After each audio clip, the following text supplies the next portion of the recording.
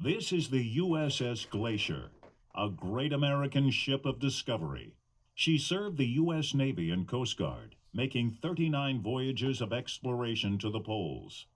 The legendary Admiral Richard Byrd helmed the Glacier's maiden voyage in 1956. The Glacier was 310 feet long, with a 74-foot beam and a draft of up to 30 feet.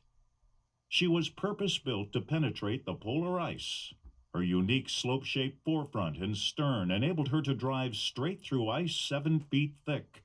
Or she could ride up onto the ice, then slam down, using her weight to break through ice up to 20 feet thick.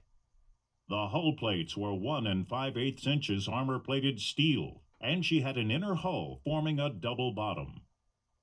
Her sides were rounded, and her heeling tanks enabled the ship to break free from the crushing ice by pumping 140,000 gallons of ballast from side to side.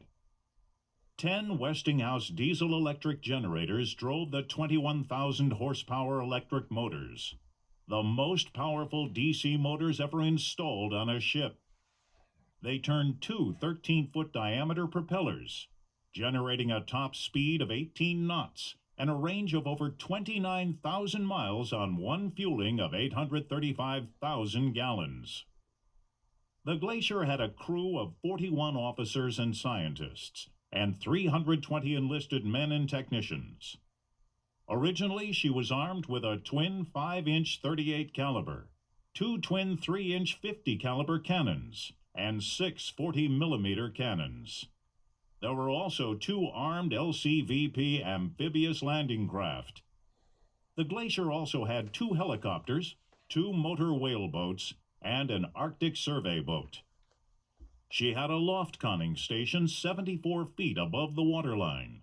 Other features included carbon arc spotlights, towing and oceanographic winches, aerographer and photographic laboratories, library, and a hospital.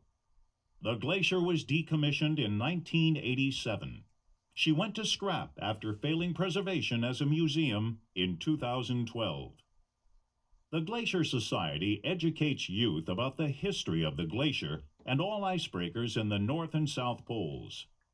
Make a donation to support the Society and to preserve its collection of the ship's original documentation, crew photos, journals, correspondence, and artifacts. We need your support to help educate future generations and honor all those who served in the past.